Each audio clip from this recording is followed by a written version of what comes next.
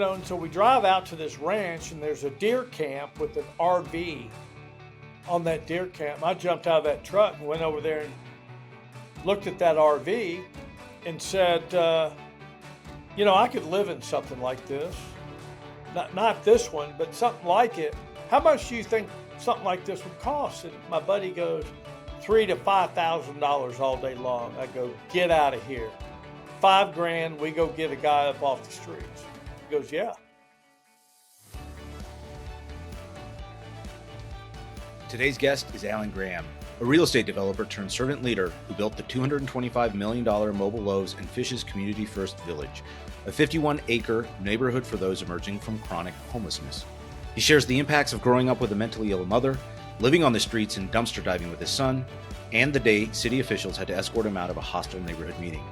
From a single food truck to housing 550 otherwise homeless residents, Alan's journey proves that change starts with presence, not policy.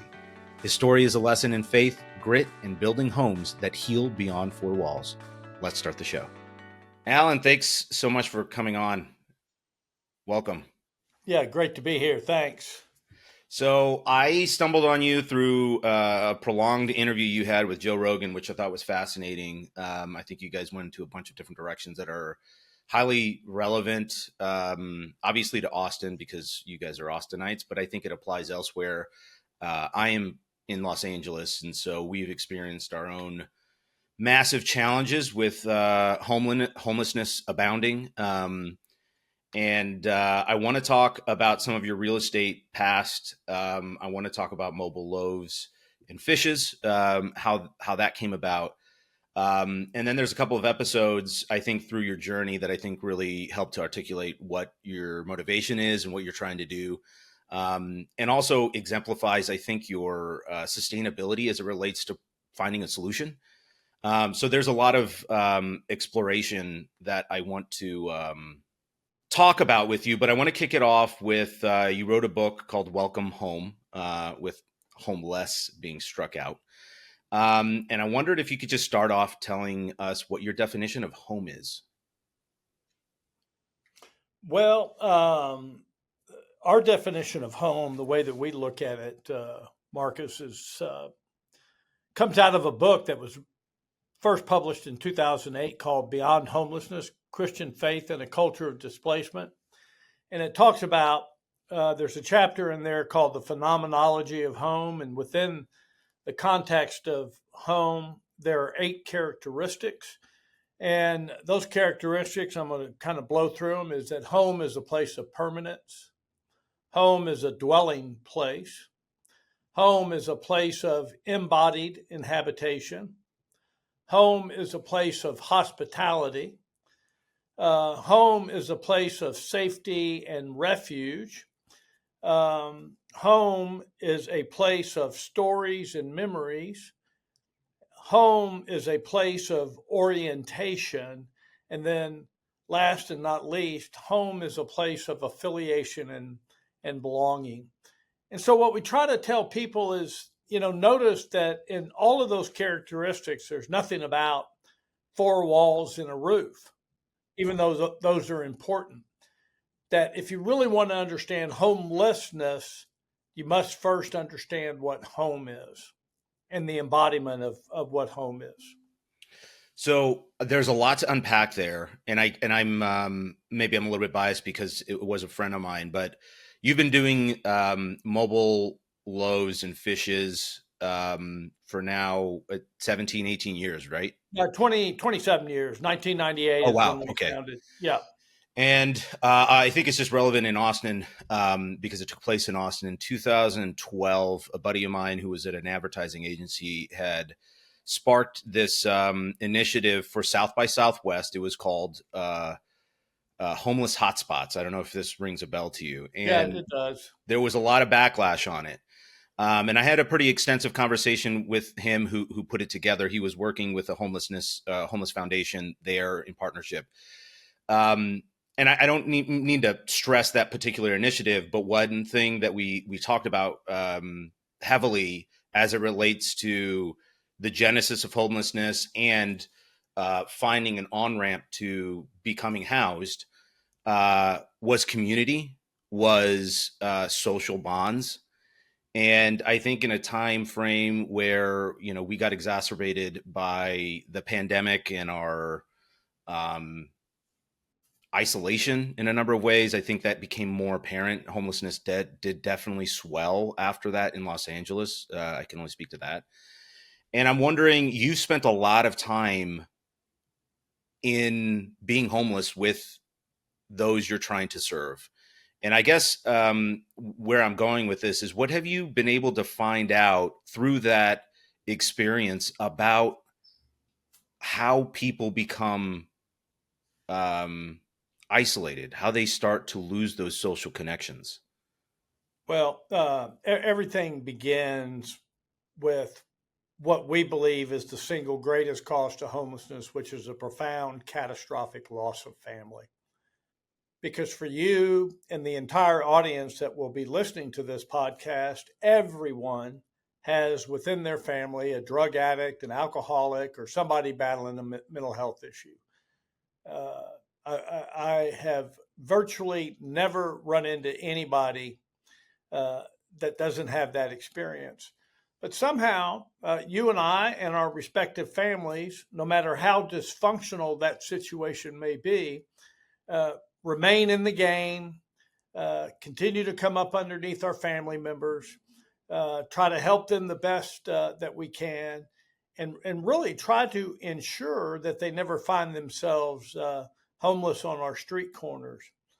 But for less than 1% of our population in the United States, that's 1% of 1%,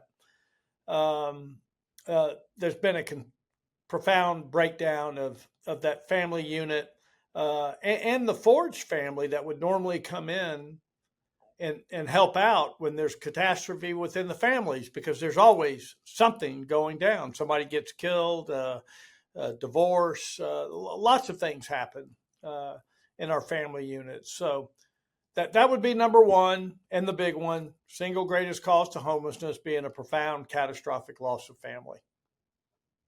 And how do you suggest, or what have you seen to be among the more pragmatic and sustaining methods to mitigate from that? Because we can never know when a death is going to happen. We're never going to be anticipating a catastrophic event like a loss of job or something to that effect.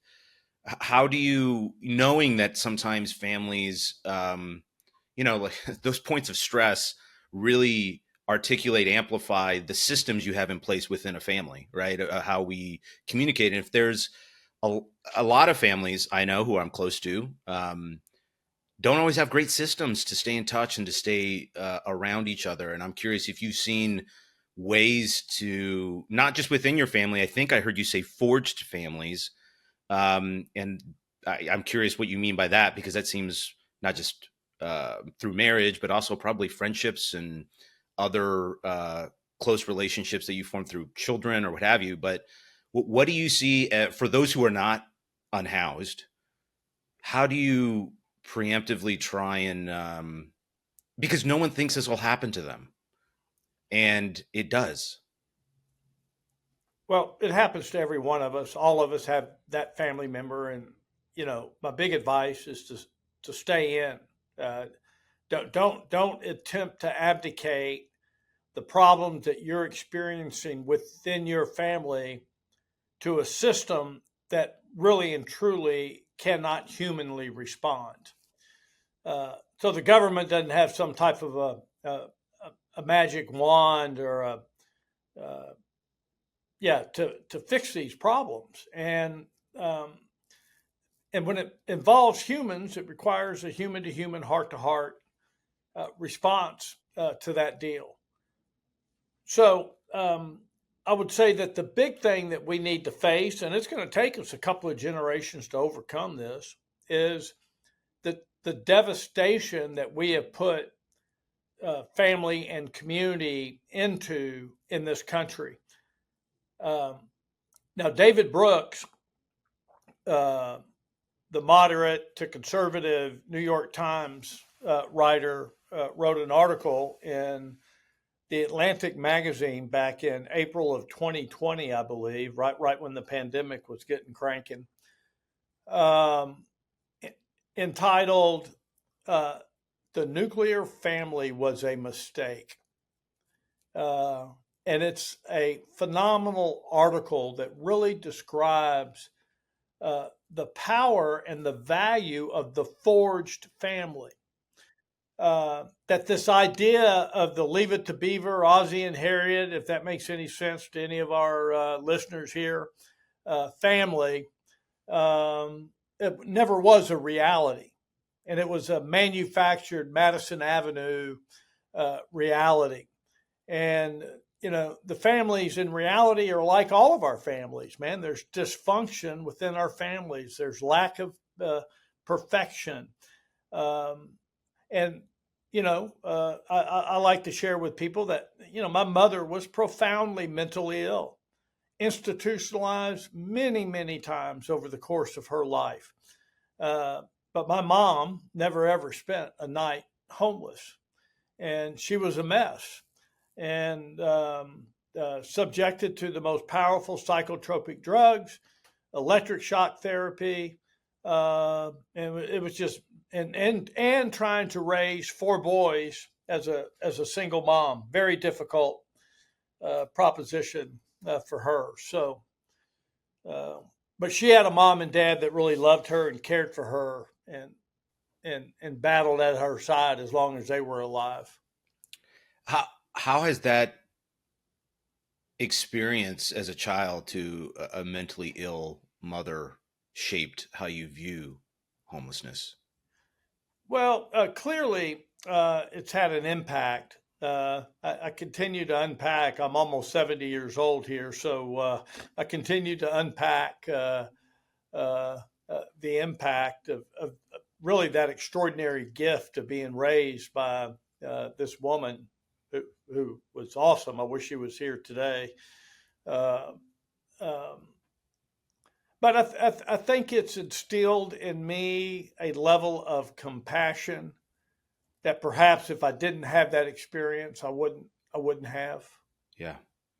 Well, I want to talk a little bit about that compassion, how Mobile Loaves and Fishes came about, because as someone who is in real estate, and knowing that you had a vibrant, successful real estate career as a developer, an owner, an operator, compassion isn't typically an adjective I use or come across when I encounter other real estate people. For better or worse, there's a little bit of a ruthlessness there. There is an indifference to external factors. There's just a matter of the subject at hand and resolving it and maximizing or optimizing that performance. Can you, and this is a broad question, so I welcome you to sort of take it in whatever direction you want, but where did that transition happen from uh, being in that business world that is somewhat ruthless to having the motivation, intuition, incentive to do something that was, for lack of a better word, maybe a thankless endeavor? You didn't know that there would be success at the end of doing this. And I want you to explore this further. I have done some research on you. So I know that you've, for example, spent many, many nights in homelessness environments, which is really rolling your sleeves up. But there is something bigger that must be required in order for you to do it once, let alone repeatedly for 25 plus years. What did that transition, how did that transition come about? Well, the transition was relatively slow. It required my marriage to my wife, uh, and being married in the church. We're Roman Catholic. I could care less about that deal, but if I was going to marry her, it was going to be in the church. So I pretended. Um, and then we started having babies, and she started taking the kids to church. We have five kids, and and I'm doing my 7 day a week, workaholic thing. Uh, and then realized one Sunday morning that, the door's opening. She's going out the door with I don't know, two or three of the kids and going to mass. And I thought the train was leaving the station. And I kind of had an uh-oh moment. And, and, um, and so I started going back. And if I was going to go back and hang out with them, I was going to put some effort into understanding, why am I doing this? And I developed a very intellectual relationship with Christ, just a head relationship. And then in 1996, I got invited to go on a church retreat given by men for men at my parish.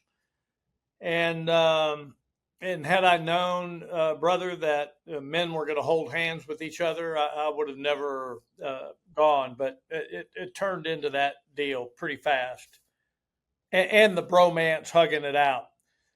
But by the end of this 30-hour, 2 day retreat, that head relationship that I had with Christ just dropped right into the depth of the cave of my heart.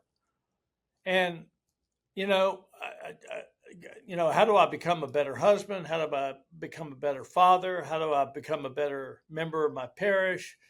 God, what do you want me to do? And uh, I was asking questions. I had a moderately successful real estate gig going on, and I was okay. I'll join the Knights of Columbus. I'll cook barbecue on a Sunday. I'll, whatever those little things were that ultimately led to the founding of Mobile Loaves and Fishes and the idea to go feed homeless people on the streets. And now that's turned into this crazy organization that we run now. That's how it happened. I want to talk about that organization next, but before we leave, I can't overlook the intellectual relationship with God. Share a little bit more about what that meant to you, and maybe give us some examples of how that manifested itself as compared to when it dropped into. Well, there are issues around our faith that are extraordinarily difficult to understand. The idea that God sent an angel to a little Jewish girl and impregnated her through the power of the Holy Spirit, and that she gave birth to the Savior of the world, who was ultimately executed, buried, and rose from the dead, and spent another 40 days hanging out with his bros, and then ascended under his own power into heaven, takes some faith.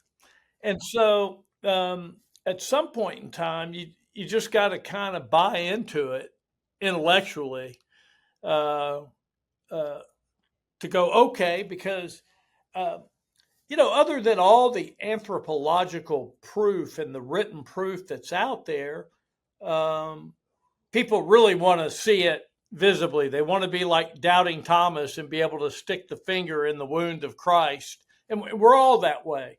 And I get it. But short of that, you just got to have faith. So that's where I talk about the intellectual relationship. And then that heart experience, where I really felt the power of the Holy Spirit enter into my life, was really a game changer at that point. What do you think would provided the greased the wheels, so to speak, that allowed that to happen during that 30-hour retreat? During that 30-hour retreat, 10 men that were members of the parish that had been preparing for this retreat, about 30 or 40 guys were preparing for the retreat, but 10 of them gave what we call witnesses throughout the 30-hour period of time. And, when us guys get together, historically, our relationships are pretty extremely shallow. We're going to talk work, we'll talk sports, we'll talk hunting and fishing, and we'll talk women. We don't go much deeper than that.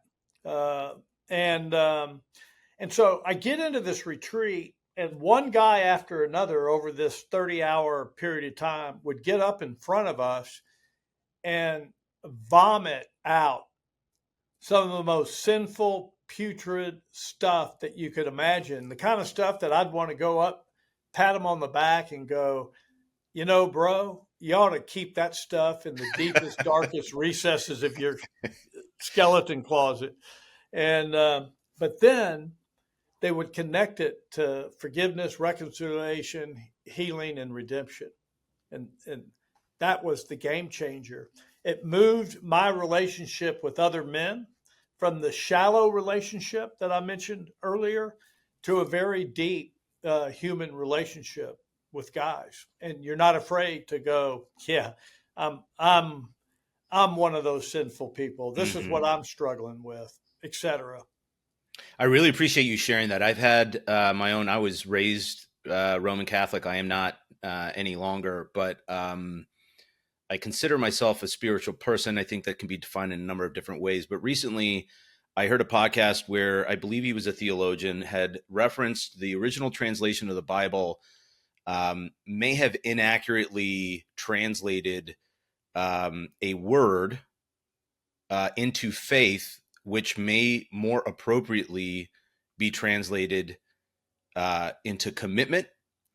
And your description to me resonates because the idea of committing to the reconciliation, the redemption, the forgiveness, all of that type of stuff, if we can, for me personally, and I'm not suggesting anybody else do this, but if we can remove some of the ceremonial aspects to this religion, and certainly some others, and focus on some of the pragmatic and implementing behaviors you can participate in proactively, I think you can harness some of that potential access to a God, however that may be.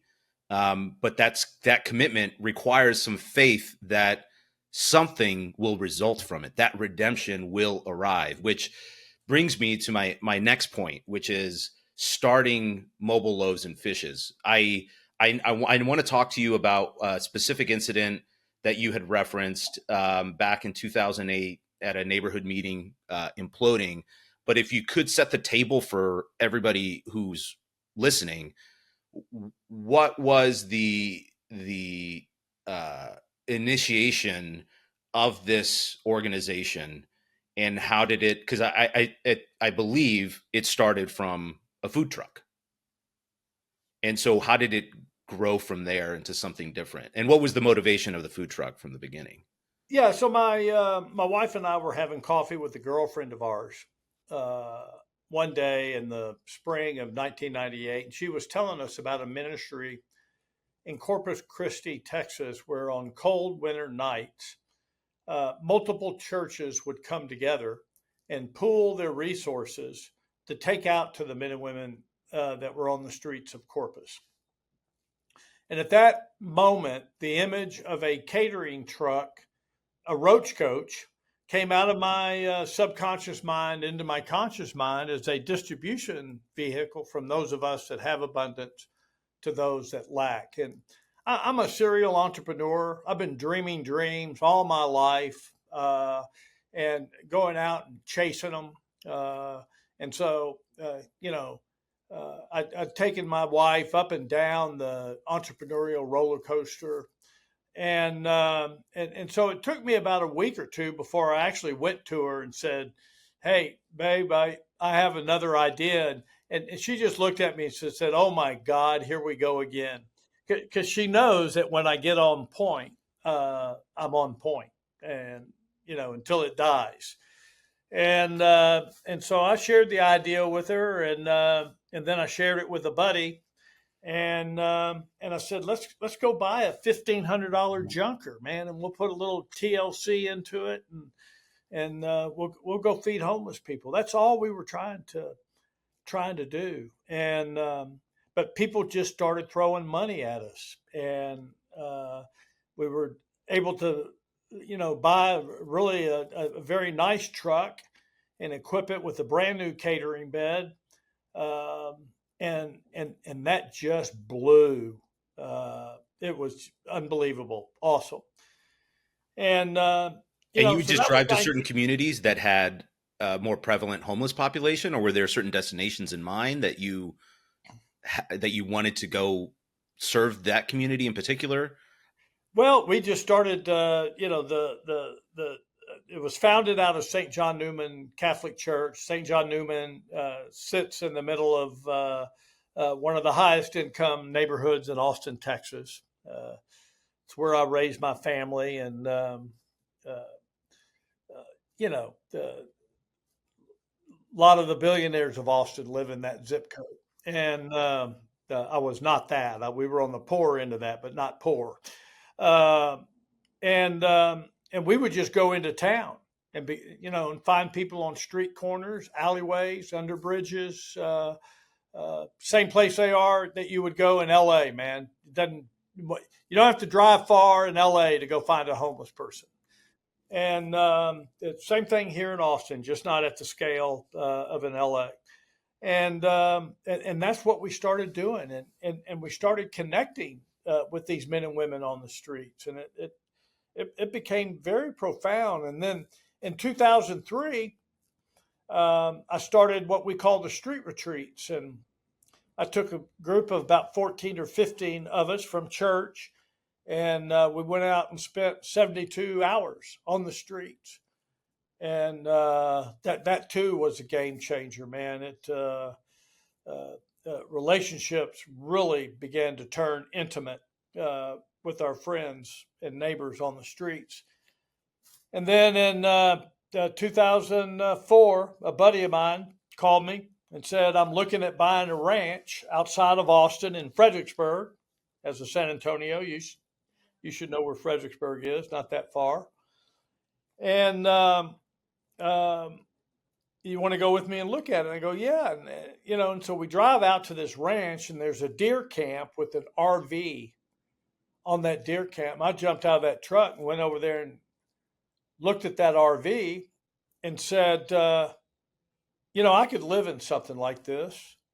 Not this one, but something like it. How much do you think something like this would cost? And my buddy goes, $3,000 to $5,000 all day long. I go, get out of here. $5,000, we go get a guy up off the streets. He goes, yeah. Well, I went and bought an RV, and in March of '05, 20 years ago, we moved that guy who still lives with me here uh, uh, up off the streets into a privately owned RV park. And that started another entrepreneurial dream of building an RV park dedicated to the homeless. So there's a lot that I want to explore there, but I want to talk about the 72 hours, which you've done repeatedly since 2003. Yeah. I mean, I might be misspeaking or projecting, but I would imagine that there's some trepidation at first going into the streets. Maybe there wasn't, but did you ever fear for your safety? How did you integrate into that system? Were you seen as a foreigner that was an interloper that was unwelcome? Tell me a little bit more about that experience, because that seems not just profound, but also challenging to actually muster up the willpower to do. Yeah, for me, on a personal level, there was no fear of doing that. But for a lot of people, there is. So there's just the biases and stereotypes that we have all built around this population: mentally ill, criminals, drug addicts, all the things. Um, and so several people on that retreat had to overcome that. But normally it takes somewhere between 15 and 30 seconds once you're dropped off the street to overcome that fear, because you're standing in the middle of downtown, walking around on sidewalks in downtown, which you've done 1,000 times, and you never even thought about fear. And so that goes away uh, pretty quick for most people. And how are you spending time? I mean, do you start shaking hands with people? Do you wait for the next morning? Like what? I just put me in a little bit of that real life scenario. Well, we were dropped off at Woolridge Park, which is a park in the middle of downtown, and it's a park where a lot of homeless people would gather, uh, especially toward the evening, and so we're standing out there, and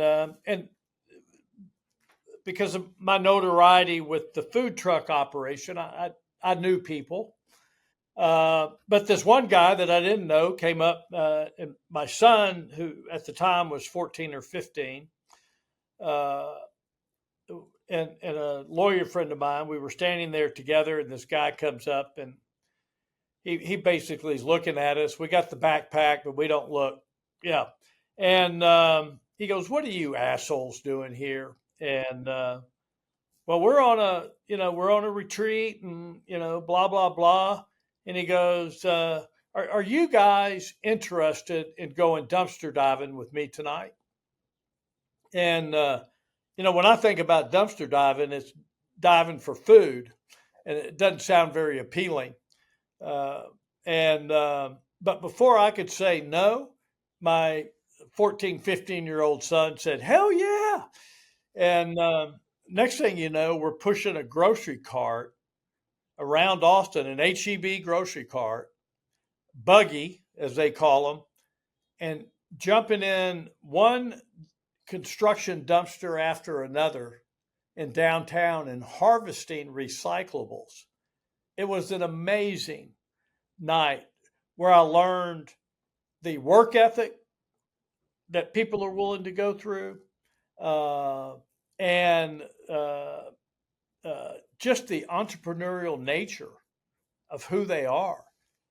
And then I've done so many of those retreats. I've probably logged over 250 nights on the streets in that period of time.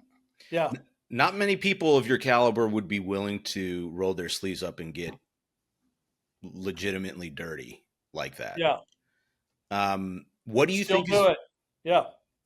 what do you think is most misunderstood, or do people get wrong about those who are homeless or unhoused?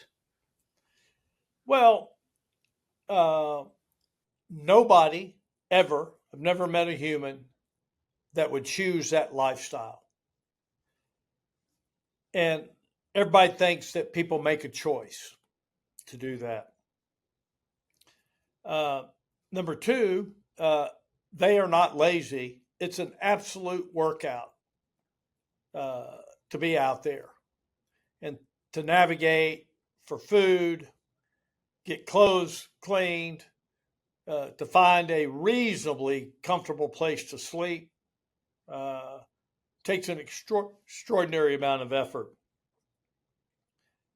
There's a lot of mental health issues out on the streets, but all of that is fueled and manufactured by just being on the streets. Um, and and and and the overwhelming vast majority of those mental health issues are manageable, even on the streets. Um, the men and women that I've met come from a level of trauma that is difficult for most people to understand. When you find a woman on the streets, and typical demographics are about 25-30% of the homeless population are female. To survive on that streets as a female, you're going to have to do drugs if you're there long term, chronically homeless. Uh, to do all that, you're going to have to prostitute. And you could almost ask every woman that's out there that's been there for any length of time, how many times have they been sexually assaulted throughout the course of their life? And they can't answer the question. They don't know how many times. It's so many. And most of it began with the most trusted people in their lives, which were their fathers or Oh my god. brothers or uncles. Yeah. Wait, you said that these women would almost have to be using drugs. What's the reasoning behind that?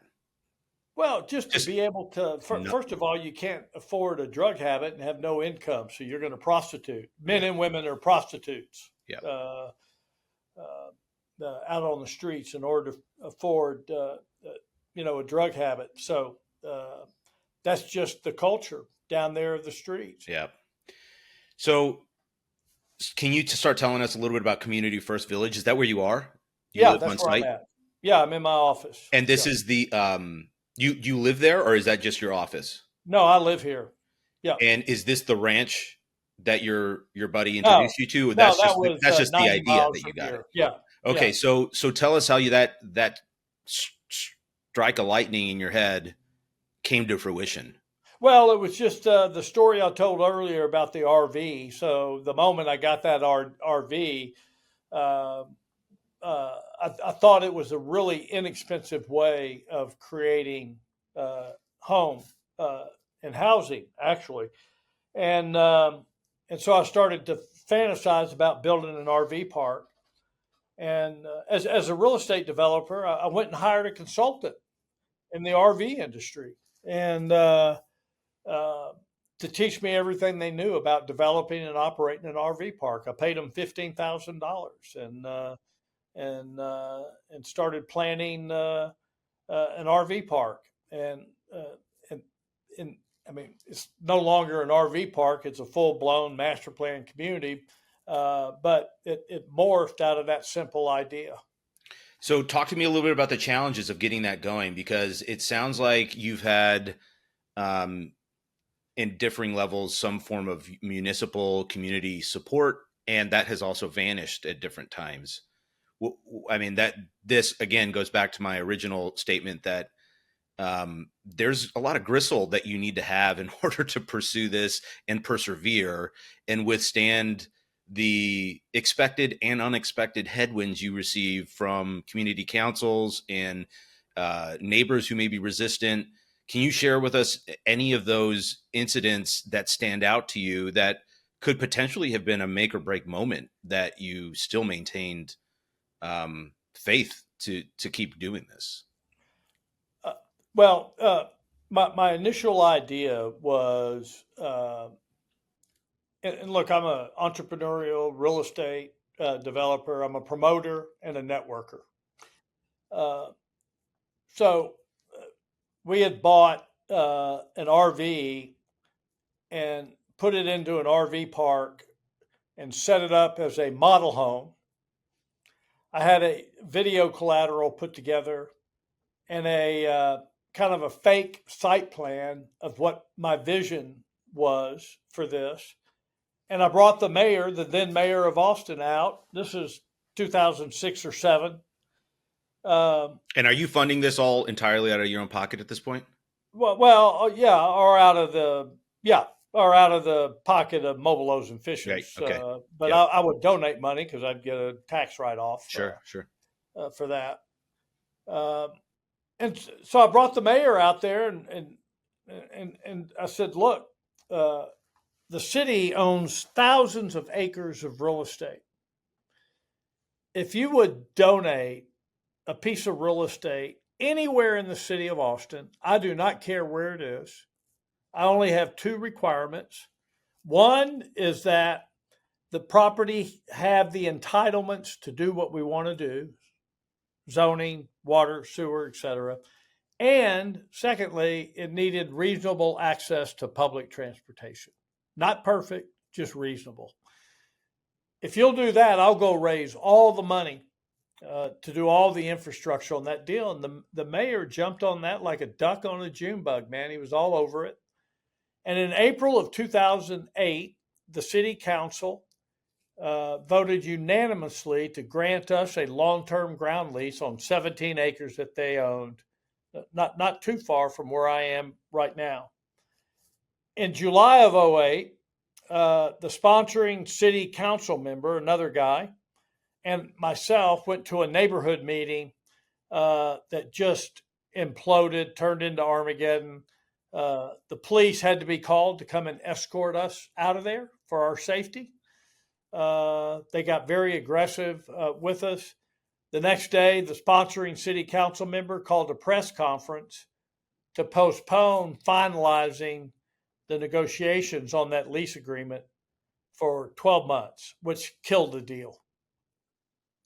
That was July of 08. And by about April or May of 2010, after pursuing other tracts of land that the city owned, going to other neighborhood meetings, and I could only go to those neighborhood meetings escorted by law enforcement.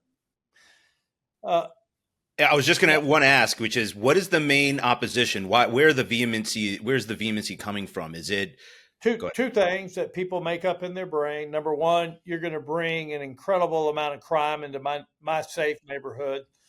And secondly, you're going to lower my property values on what I've been investing in. Both of those are false. There's no data, but it doesn't matter. You can have all the data in the world, and it doesn't matter.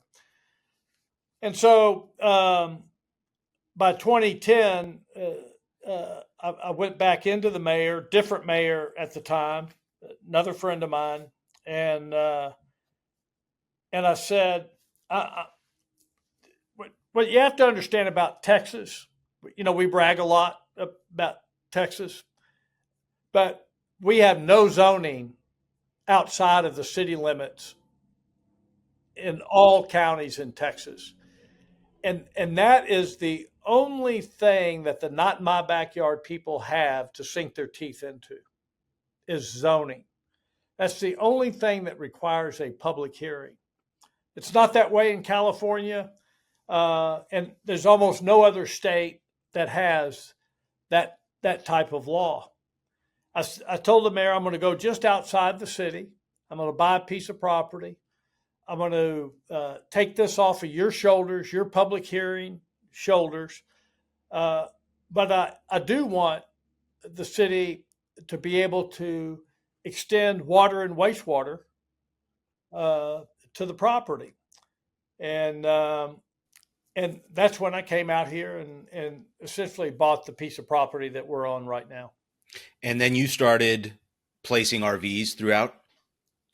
Well, we started with RVs and microhomes, but it's turned into something much different, much bigger than that. We don't buy RVs anymore, but it's evolved quite a bit. To what is it now? Well, it's just a master plan community of tiny homes. The largest home here is about 400 square feet. Smallest ones are about 140 square feet. But it's a beautiful place. I live here. We're under construction right now on 1,400 more homes. We have 550 homes right now. We have a $225 million capital campaign. We've raised about $170 million of it. Pretty awesome. Are those contributions from individuals, institutions, grants? Almost primarily individuals. Yeah. Yeah. So I can't imagine, as you integrate more and more homeless people into the community, that it's been entirely smooth sailing. No, neither is your family. Exactly. So what have you encountered?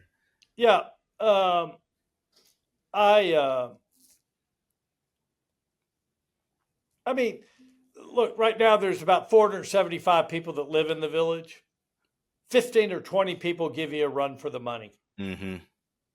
That's what you're dealing with everywhere, no matter what. And we know how to deal with the 15 or the 20.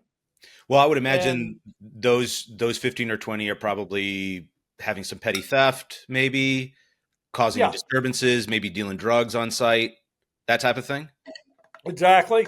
You could look at almost all of the incidences that we have out here, and most are related to dope and alcohol.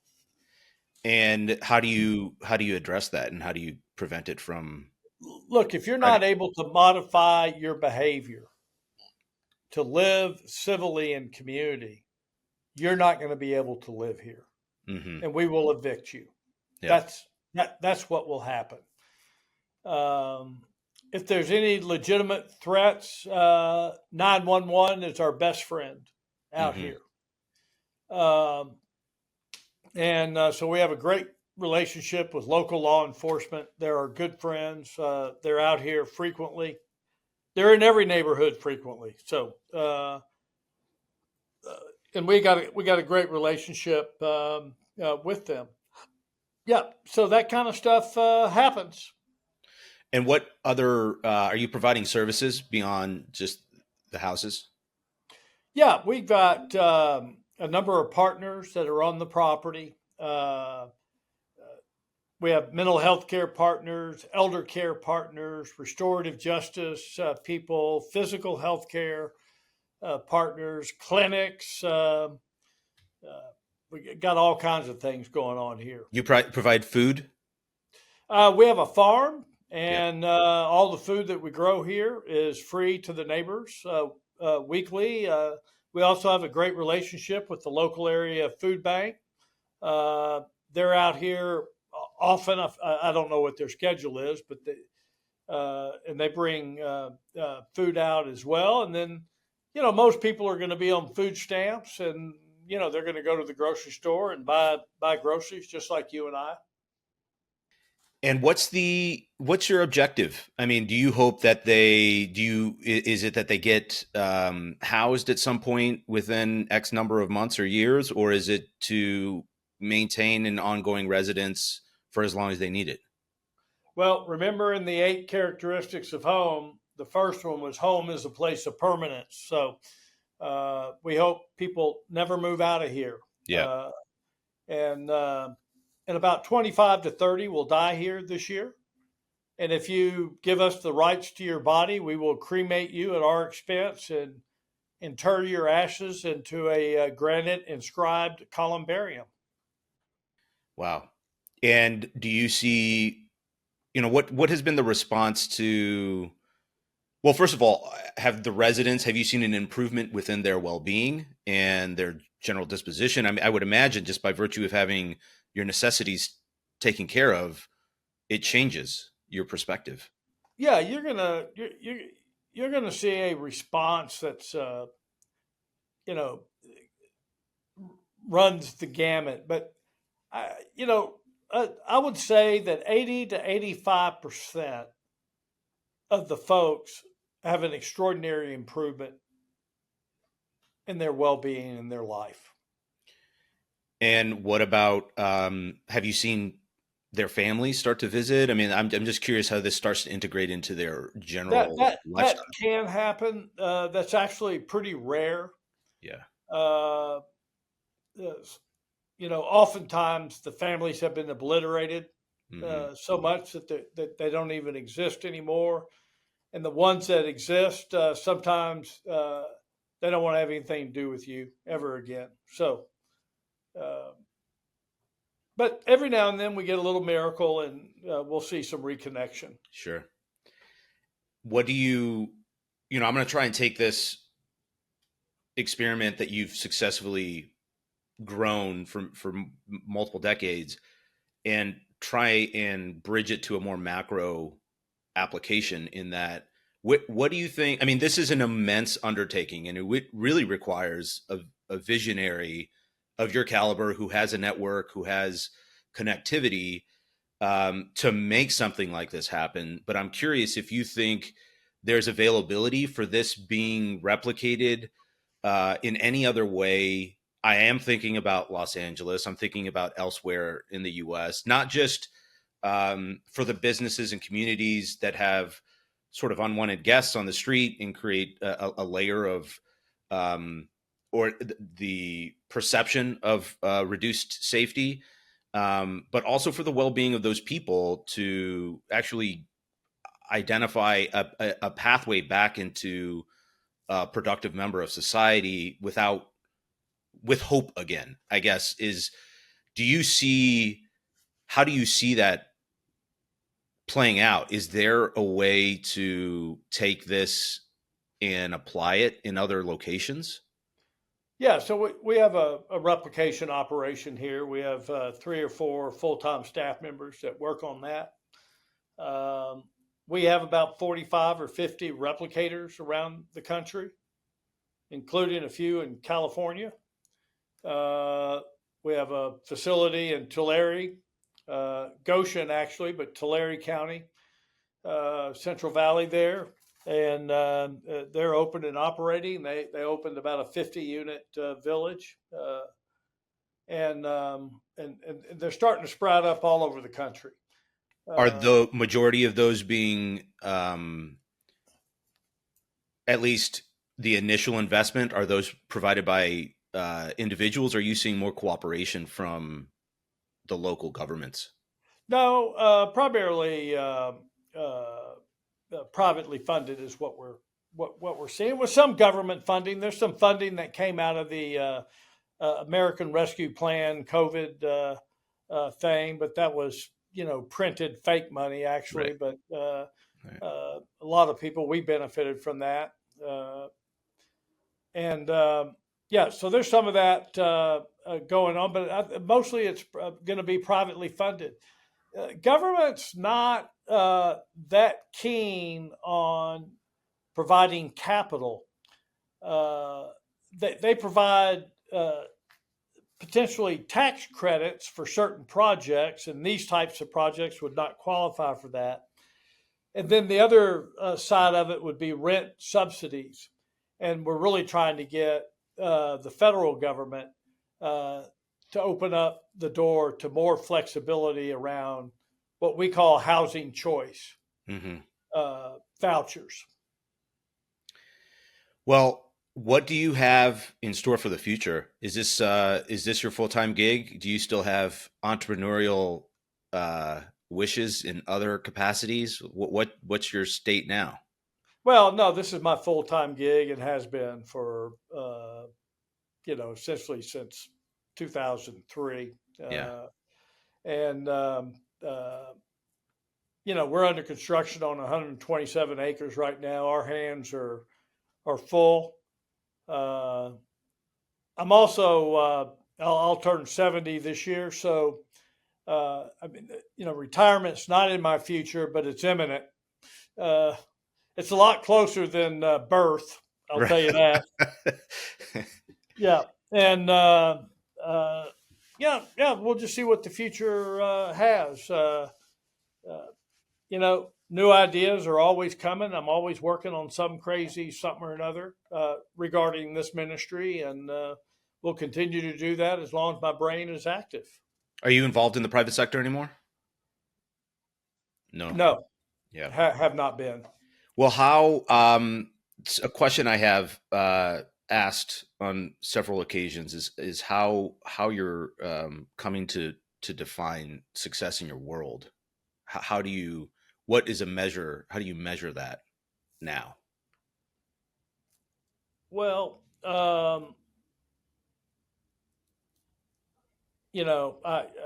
mean, I don't know how to measure it. I'm not even sure it's something to measure. I can tell you, it's not measured by wealth Hmm. and how much money or how many toys you have.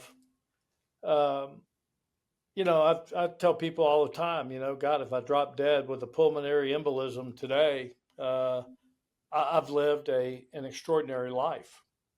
Don't feel bad for me. Yeah. Yeah. Um, and so I have a phenomenal family. I've been able to be a part of this phenomenal organization. Uh, I'm I, and I said in one video that if they had the Fortune 500 of the happiest people in the world, I should be number one. You know, I'm just, I feel great about you know, what we've accomplished. We have more to do. Yeah. How has this shaped your perspective? This work you're doing, how has this shaped your perspective as a father? Well, that retreat had a giant impact on my life, and I'm happy to say that all five of my kids and grandkids all are within 15 minutes of where I'm sitting right now. Yeah. And we travel together. Fortunately, I came to Jesus metaphorically in time to shift my focus to the value of family, and I ended up having spent an enormous time with my children over the course of their lives, their young lives, and continuing today. Whereas my father didn't have that capability. He left my mother when I was 4 years old, and you'd see him every other weekend, and then a couple of weeks during the summer, and that's what you got. Yeah. Just wasn't there. And I decided early on that I wasn't going to be that guy. So. Yeah. Well, Alan, I think what you're doing is super special. I hope the projects, the replication projects in particular, continue to be successful and that they spread more because of the sustainability of its value to the people in the community. And I really appreciate you coming on and just being so open. I think there's a lot to learn from your journey and what you're doing now. I'm curious, is there anything you think I might have missed, or any closing thoughts you have? Man, if people are interested in what we're doing, come on down to Austin, Texas, and check us out. If you still have family, Marcus, in San Antonio, if you're down, come on. Love to share this with you. I would love to. And we'll be sure to include your website and means of communication in the show notes so that everybody can follow up.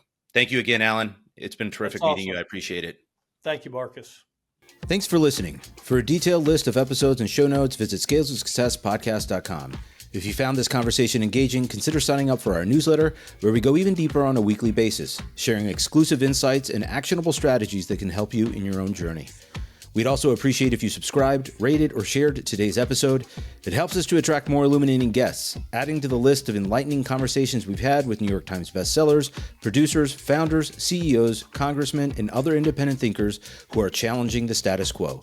You can also follow us for updates, extra content, and more insights from our guests. We hope to have you back again next week for another episode of Scales of Success. Scales of Success is an Edge West Capital production.